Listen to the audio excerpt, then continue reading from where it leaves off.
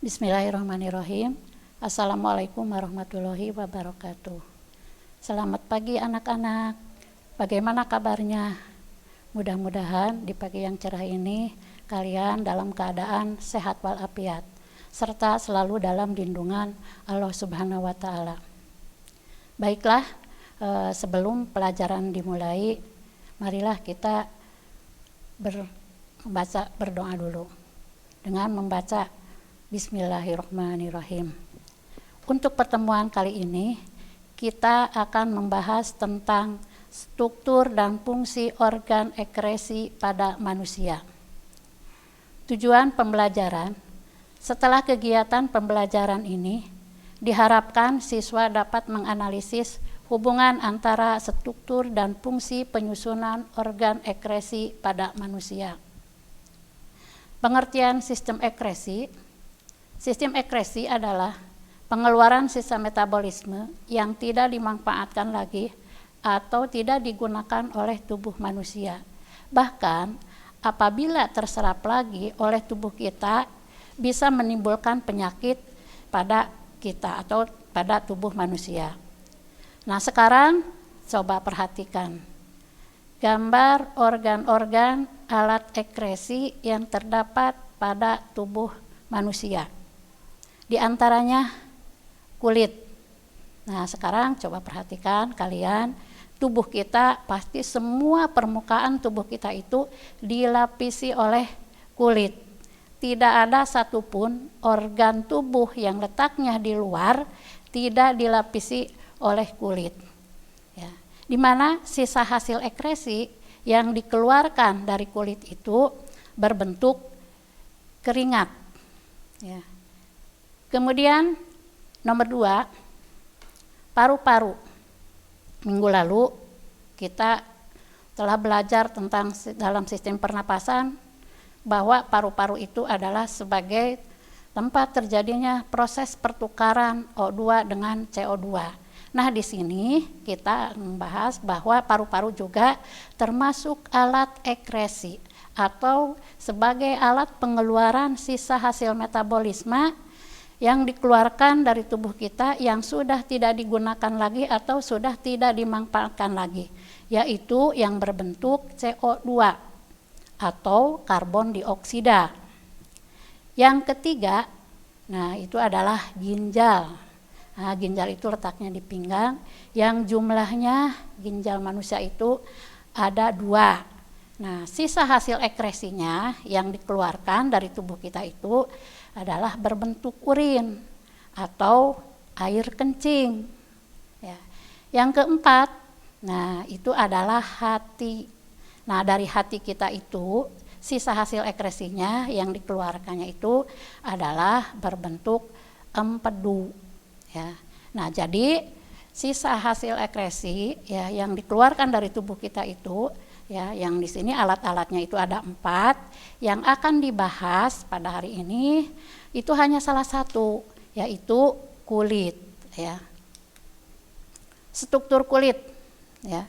Struktur kulit terdiri dari 2 bagian, yang terdiri dari epidermis dan dermis.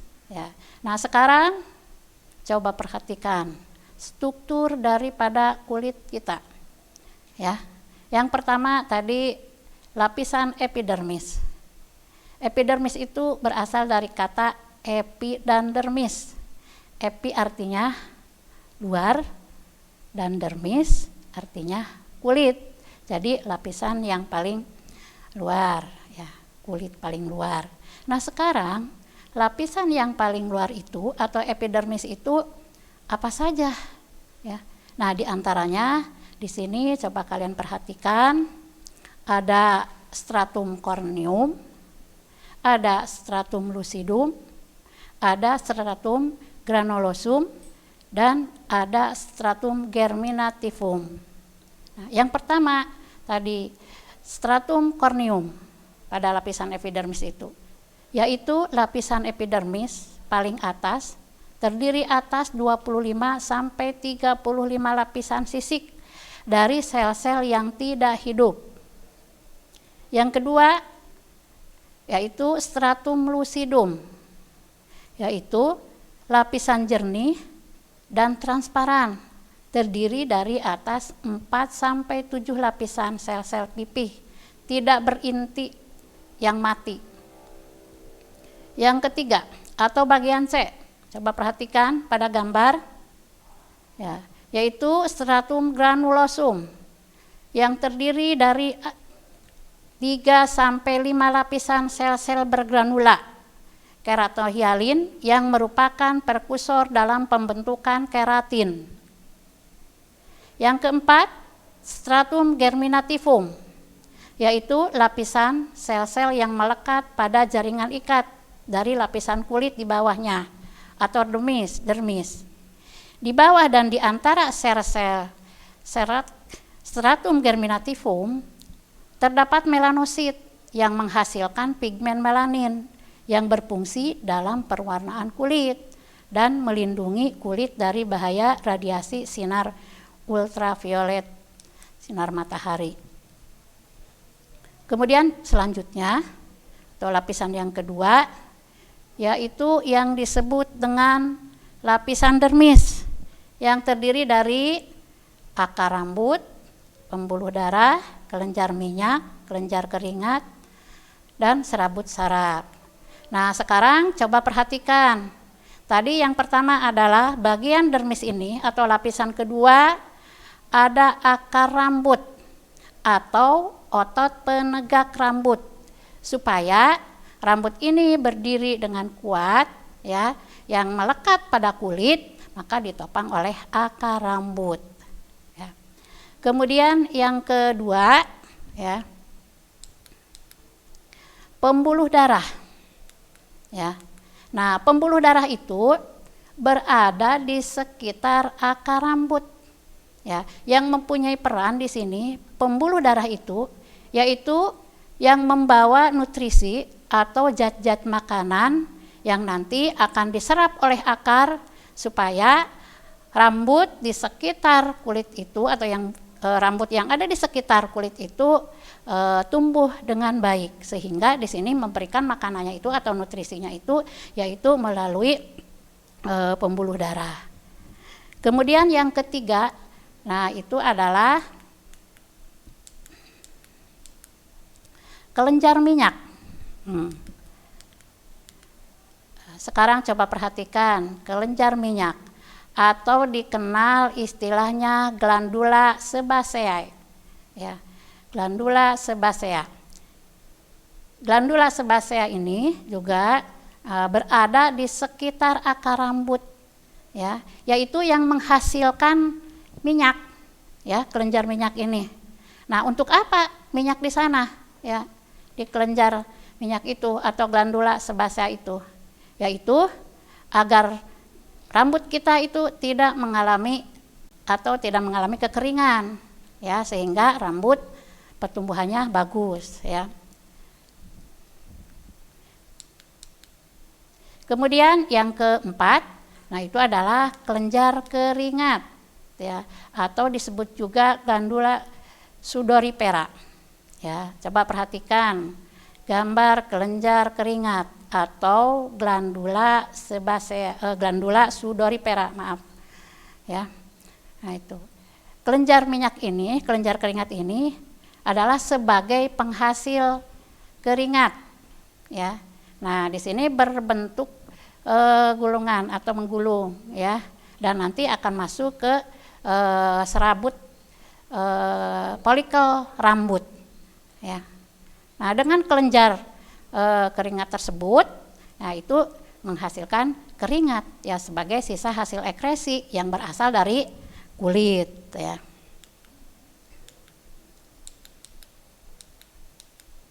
Kemudian yang kelima, nah itu adalah serabut saraf. Nah serabut saraf ini, ya, berada di sekitar rambut juga, yaitu serabut saraf ini sebagai penerima rangsangan yang sensitif, ya, atau stimulus seperti misalnya rasa sakit, rasa nyeri, sentuhan, panas, dingin. Nah, itu diterimanya itu rangsangan tersebut yang berasal dari luar di bagian kulit ini, yaitu terdapat pada serabut saraf. Nah, jadi lapisan epidermis itu terdiri dari beberapa bagian. Nah, diantaranya ada akar rambut, ada pembuluh darah, ada kelenjar minyak, ada kelenjar keringat, dan juga serabut saraf.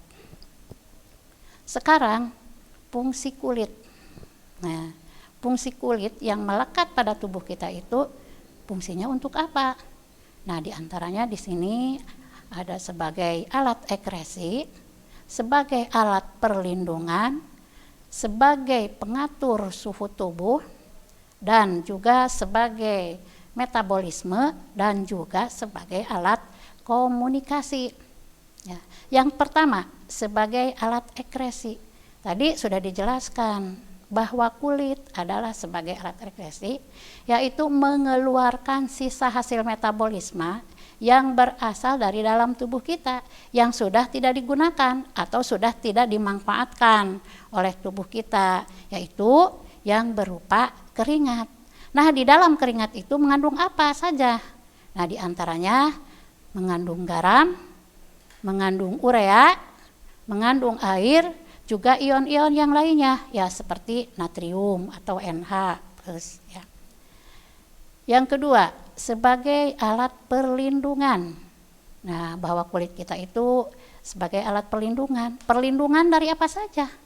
Nah, diantaranya sebagai alat perlindungan dari sinar matahari atau sengatan sinar ultraviolet.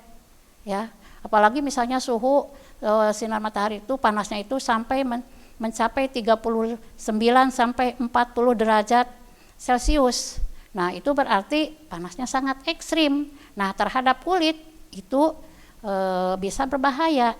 Ya, bahkan kulit kita apabila kita terus berjemur di bawah sengatan sinar matahari yang ekstrim, ya, misalnya suhunya sampai mencapai 45 atau misalnya 46 derajat Celcius. Nah, kulit kita menjadi gosong, ya, atau menjadi hitam warnanya itu, ya. Kemudian juga perlindungan dari berbagai macam mikroorganisme. Ya. Mikroorganisme itu atau makhluk-makhluk hidup kecil seperti misalnya bakteri, virus, ya. Bahkan sekarang misalnya yang lagi booming, ya, virus misalnya. Virus atau COVID-19, ya, atau virus corona. Maka kita dihimbau untuk melakukan protokol kesehatan setiap saat, apalagi mau keluar rumah, ya, itu yang 3M itu. Apa saja yang 3M itu? Ya, memakai masker, mencuci tangan, menjauhi kerumunan. Jangan lupa anak-anak, ya, pokoknya yang 3M selalu diperhatikan. Nah, apalagi misalnya kita, ya, tadi ada hubungannya dengan fungsi kulit. Walaupun ya seperti misalnya virus corona masuknya ke dalam tubuh kita itu ya lewat alat pernapasan, ya misalnya hidung, laring, faring, bronkus, bronkeolus, alveolus sampai ke paru-paru. Itu kan bisa berbahaya. Kemudian mikroorganisme yang lainnya seperti misalnya bakteri, ya. Bakteri itu yang menimbulkan berbagai macam penyakit yang berhubungan dengan kulit. Ada panu, ada kudis, ada kurap, ada eksim, ya. Nah, itu harus diperhatikan. Apalagi misalnya kita bersentuhan dengan orang yang punya penyakit kulit. Nah, itu supaya kalian dijaga, ya. Atau misalnya kita menggunakan sapu tangan bekas orang lain, jangan sekali-kali. Atau misalnya kita meminjam masker. Nah, itu pokoknya jangan sekali-kali meminjam masker yang sudah digunakan oleh orang lain, ya. Kemudian yang ketiga, sebagai pengaturan suhu tubuh. Nah, kelenjar keringat, ya, dan pembuluh darah di dalam tubuh kita itu bisa dijadikan sebagai pengatur suhu tubuh, ya. Kemudian yang keempat, nah itu sebagai tempat metabolisme. Nah, contohnya misalnya vitamin D yang terdapat pada kulit dengan bantuan sinar matahari, ya, bisa merubah ya dengan bantuan sinar matahari.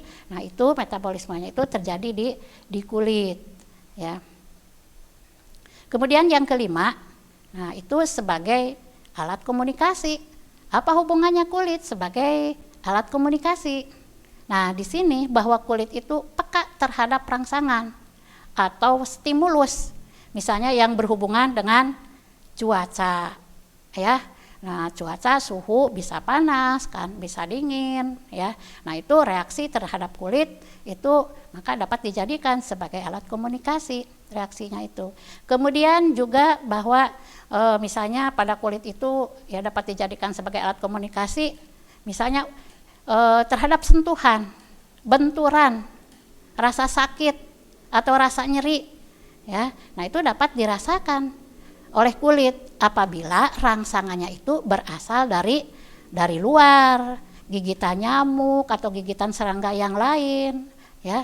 Nah, itu pertama pasti dirasakan oleh kulit, ya. Misalnya gatal akibat misalnya digigit oleh nyamuk, ya. Nah, itulah fungsi daripada kulit, ya. Kemudian selanjutnya faktor-faktor yang mempengaruhi pengeluaran keringat. 1. Suhu pada lingkungan sekitar. Ya, jelas kalau suhunya tinggi, ya, nah itu akan memacu kita banyak mengeluarkan keringat sampai suhu misalnya lingkungan mencapai 39 derajat, ya, atau sampai mencapai 40 derajat Celcius, ya. Kemudian yang kedua, jenis aktivitas yang dilakukan. Nah, kegiatan-kegiatan yang dilakukan oleh kita itu, ya, misalnya saat di rumah atau saat di sekolah, ya, itu kegiatannya misalnya berat atau aktivitasnya banyak, ya, pasti akan memacu terhadap pengeluaran keringat. Kemudian yang ketiga, emosi yang bergejolak, ya. 4. Panas serta kelembaban. 5. Olahraga. Ya, olahraga juga tergantung olahraganya, yang ekstrim misalnya. Kalau yang biasa-biasa saja kadang-kadang tidak terlalu banyak memacu mengeluarkan keringat, ya. Yang keenam, tubuh sakit, ya. Dan yang ketujuh, efek samping daripada obat, ya. Selanjutnya, gangguan kulit. Nah, sekarang apa saja gangguan-gangguan yang bisa mengganggu kulit kita itu? Nah, diantaranya ada kadas atau kurap, 2. Kudis, 3. eksim atau dermatitis, 4. jerawat, dan 5. kalpus. Nah, sekarang yang pertama tadi kadas atau kurap. Bagaimana gejala-gejala daripada kadas itu? Ya, apabila seseorang terkena penyakit kadas atau kurap, ya. Nah, itu biasanya terjadi pembengkakan pada kulit dan kulit menjadi memerah, ya. Kemudian ada bundaran-bundaran atau bintik-bintik kecil yang mengandung air, warnanya itu jernih dan bisa menimbulkan gatal-gatal pada kulit itu, ya. Biasanya penyakit ini atau kadas atau kurap itu disebabkan oleh semacam jamur biasanya itu, ya. Kemudian yang kedua, nah itu kudis, ya. Bagaimana gejalanya? Sama sih, dapat menimbulkan gatal, kulit bengkak, merah, cuma penyebabnya yang berbeda, ya. Kalau kudis biasanya disebabkan oleh semacam kutu air atau semacam tungau, ya. Nah, itu juga kalau dibiarkan itu bisa berbahaya, ya. Ini kudis itu, ya. Apakah menular? Tidak. Nah, itu tidak, ya, karena itu disebabkan oleh makhluk hidup. Makhluk hidupnya sudah kemana? Ini yang menimbulkan bengkak atau gatal itu adalah racunnya yang dikeluarkan dari makhluk hidup tadi, atau dari kudis atau dari kutu, dari tungau atau dari kutu air tersebut, ya. Kemudian eksem, ya, atau dermatitis. Nah, itu peradangan pada kulit, ya. Jadi kulit kita itu memerah, kemudian secara perlahan-lahan melepuh dan mengeluarkan cairan, ya. Dan ini penyebabnya itu bisa disebabkan oleh beberapa faktor, ya eksim atau dermatitis ini? Pertama, bisa disebabkan karena faktor keturunan, ya, atau istilahnya faktor gen, ya, berarti dari dalam, ya. Kemudian juga bisa disebabkan karena stres, ya. Nah, jadi stres juga bisa berpengaruh. Stres, ya, yang namanya stres itu relatif sih, ya. Atau misalnya disebabkan oleh alergi, ya, alergi misalnya dari obat-obat kimia atau dari debu, ya. Nah, itu. Kemudian yang keempat, jerawat. Nah, ini mungkin bagi para anak muda, jerawat ini bisa menimbulkan, ialah biasanya, ya, pada anak muda jerawat ini selalu muncul, ya. Kenapa? Ya. Nah, di sini terjadinya jerawat ini, ya, akibat dari penyumbatan pada pori-pori kulit, ya, sehingga membentuk kantung nanah, ya. Dan juga bisa disebabkan karena perubahan hormon, ya, jerawat ini. Apakah bisa diobati? Nah, bisa, ya. Bahkan apabila stres juga bisa memicu jerawat ini, ya.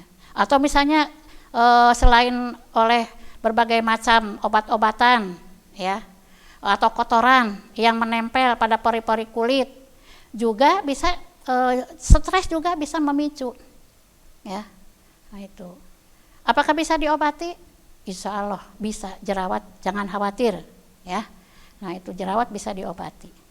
Kemudian yang kelima, atau yang disebut juga kalpus, ya, atau disebut juga penyakit mata ikan, ya. Penyakit mata ikan yang terdapat pada kulit, berbentuk bintik-bintik, warnanya itu kemerah-merahan, ya. Nah, penyakit kalpus ini biasanya disebabkan oleh mikroorganisme, baik itu oleh virus ataupun oleh bakteri, ya. Nah, itu adalah rentetan atau materi yang berhubungan dengan sistem ekskresi pada manusia. Ya, jadi kesimpulannya, ya, ekskresi itu yaitu sisa pengeluaran, sisa hasil metabolisme dari dalam tubuh kita yang sudah tidak digunakan lagi atau tidak dimanfaatkan lagi, ya. Nah, pada kulit, ya, yaitu yang berbentuk keringat. Jadi keringat apabila terserap oleh tubuh kita, maka itu bisa berbahaya, ya. Nah, itu. Untuk materi tentang sistem ekskresi mungkin pada pertemuan kali ini dicukupkan sekian. Untuk pembahasan soal, kalian boleh lihat di ruang guru, ya.